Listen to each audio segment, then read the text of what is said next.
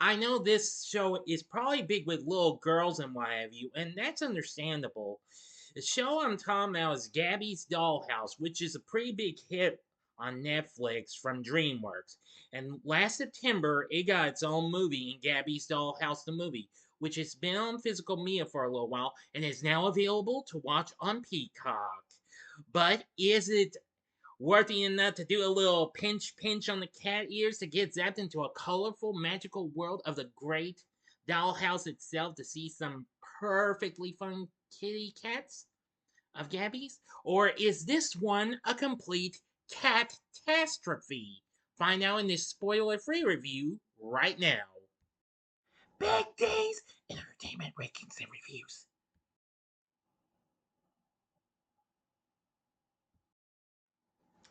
So, greetings, my fellow YouTubers, and welcome again to Big D's Entertainment Rankings and Reviews. I'm the Big D, and this time around, I bring to you a spoiler free review of the 2025 live action animated musical fantasy comedy flick, Gabby's Dollhouse the Movie, released by Universal and produced by DreamWorks Animation. Based on the Netflix series of the same name created by Tracy Page Johnson and Jennifer Toomey, both of whom serve as executive producers. Directed by Ryan Crago, who also wrote the film's story. From a screenplay by the writing teams of Mike Liu and Rahana Liu Mirza and Ann Wilson and Melanie Wilson Labraccio. Combining live action and animation, just like the actual Netflix series, this stars Laila Lockhart Kraner, who reprises her role from the actual series, along with Jason Mantzoukas, Gloria Estefan, and Kristen Wiig. The plot follows Gabby as she goes on a road trip with her grandmother to the urban wonderland of Cat Francisco and embarks on an adventure to save her dollhouse and the Gabby cats from a cat lady. This film came out last September on September 26, 2025. And well, while it was a modest hit and what have you, it still did decent enough. At least this was DreamWorks Animation's second live action film, but the first not to be based, well, to be a remake of their films. Of course, you know the other was the Dragons remake. Well, let's get into this story. Gabby, along with Pandy Paws, her Gabby cats, and her dollhouse, go on a road trip with her grandmother, Gigi, to visit her home for a special project. In Cat Francisco, Cat Rat accidentally unlatches the dollhouse from the van, causing it to roll into a store where Vera, a cat lady, buys it and drives home. Vera then splits the Gabby cats up, and Cat Rat finds a plush cat named Chumsley in a drawer. Well, Gabby, determined to save her dollhouse, shrinks along with Pandy and is taken to Vera's home. Of course, I've never seen the show because I don't think I'd feel comfortable with watching that. I mean, it does look cute though. Of course, if you do know of this show, that Pandy pauses a plush toy of hers, a cat. Well, and soon they're taken to Vera's home, where the dollhouse is. Gabby learns the Gabby cats are missing, but meets Chumsley at Keki's kitchen while ordering Cat Rat to stay. Chumsley offers to help, and Gabby and Pandy find Mercat in Vera's aquarium and jump in, turning the mermaids and what have you, and soon they have to save all the others and what have you. But I really won't get into all the rest of this story because if you've not seen this, then you must see the movie, okay? But I will tell you that they go through everything.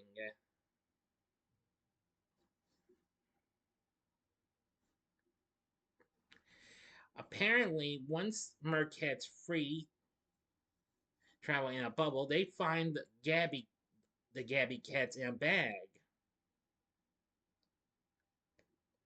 So apparently they managed.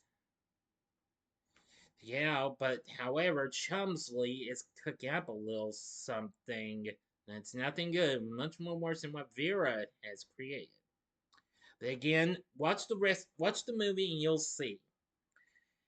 Anyway, now for my thoughts on Gabby's Dollhouse, the movie. I just finished watching it as it just now came to Peacock today after it had been on physical media since last November, which where it also contains a special sing-along edition. But of course, I stuck with the standard version. I will say it is pretty cute and what have you. I think it's cute as any other type of film that blends in overly cutesy things and what have you. But this one, I think, is the overly cutesiest and what have you. But overall, I found the film to be pretty cute. Sure, it's got so many songs in it that's kind of packed and what have you. And well, I will say that it's just I don't know what else to say, but nevertheless, the film did pretty decent enough. It went on to make 8.3 million worldwide on its $32 million budget, making it a modest success. But anywho, despite the film lost to one battle after another, at least it still did well. Its reviews were pretty decent enough, as it sits at 87% on Rotten Tomatoes. Metacritic has a score of 46, where they're mixed, but however, audiences polled by CinemaScore gave the film an average grade of an A+, becoming the first ever DreamWorks animation film to receive this grade. No film from the studio has ever accomplished that, not even Shrek or Madagascar or even the original How to Train Your Dragon. Can you believe that? I can't. But you be the judge. Now, one review for Common Sense Media gave the film 3 stars, writing, "This energetic live action movie delivers exactly what fans of a popular TV series would expect, a lively blend of animation and sing alongs overflowing with irresistibly cute kitty characters."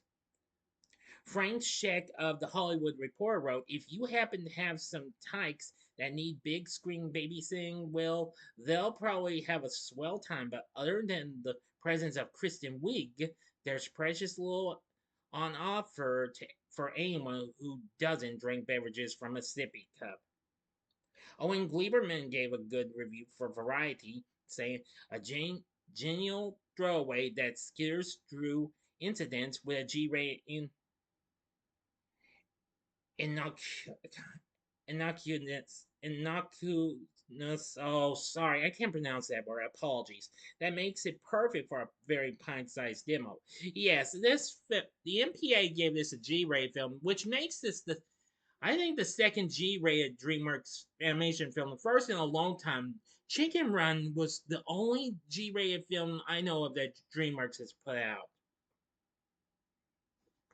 Bob Strauss for the San Francisco Chronicle, well, gave this 3 out of 4 stars, saying, "Songs and jokes and a surprisingly psychedelic sensibility make for a safe, kooky, and sometimes even adult amusing good time." Well, I will say it's pretty good. But like I said, there's so many songs. I really just think they could have just eased down just a little. I mean, but don't worry, don't take my word for it. If they use songs in the actual series, well, that's fine and what have you.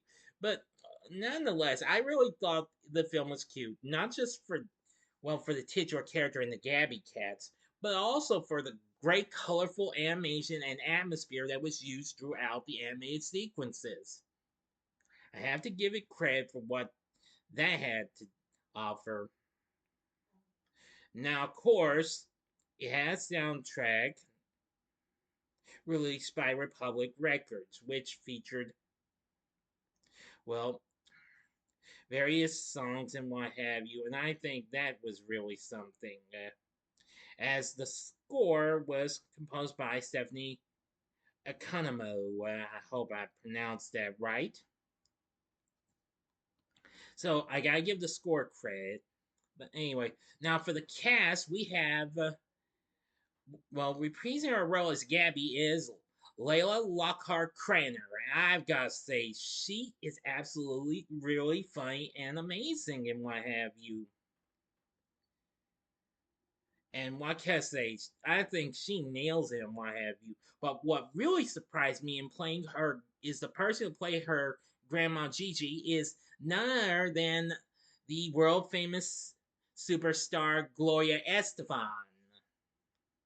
I can't believe it. I didn't know she was in this. Now I do know of her music and what have you, especially going back to the old days when she was with the Miami Sound Machine. I've got to say, she's very good. Now, of course, Kraner and Estefan both voiced their anime counterparts as well. Now, playing Vera is Kristen Wiig, who also voices her anime counterpart as well. But I have to say, she does a great job. I never thought she'd actually do this great a job. Of course, after she had recently, well, lent her voice to Ruffna in the DreamWorks Dragon series, as well as to Agent Lucy Wilde in DreamWorks and not DreamWorks, the Universal and Illumination's Despicable Me franchise. I gotta say, really something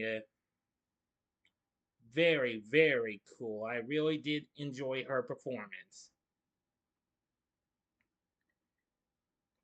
And of course, I've seen her in the Ghostbusters 2016 film. I know you probably don't want to hear me mention that. And Wonder Woman 1984 as well.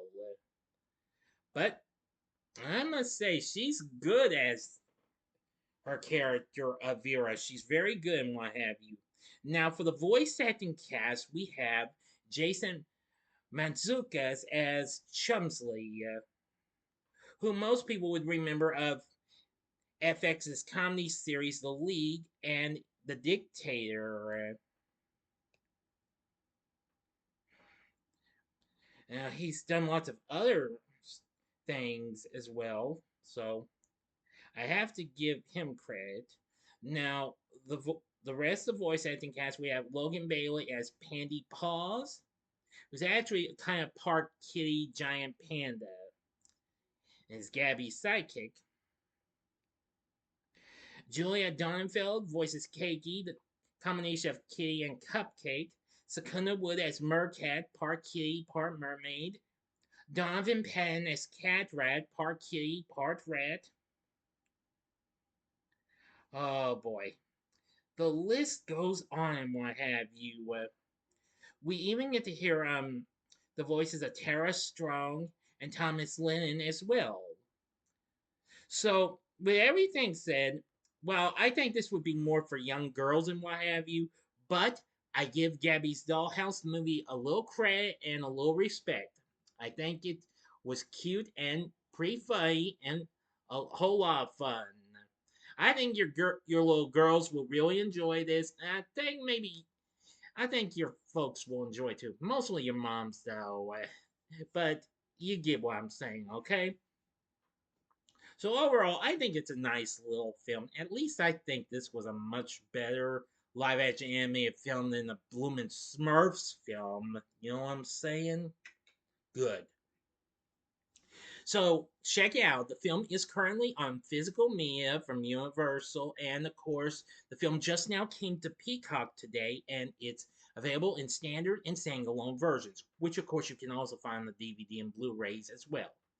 For my score, I'm going to give that Gabby's Dollhouse the movie 4 stars. On a scale of 1 to 10, I'm going to go ahead and I'm going to go a little light on this. I'm going to give it an 8.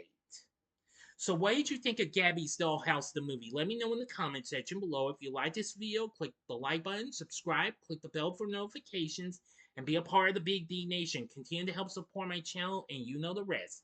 And join me tomorrow morning when I give you my Saturday morning TV log of Midnight Patrol Adventures in the Dream Zone. So if you like this, consider checking out some of these other reviews that I've done. I think I'll give 2 of these that have a little bit of a Latin feel to them because, well, their characters have a little Hispanic bits in my. Well, actually, make it all 3 of them.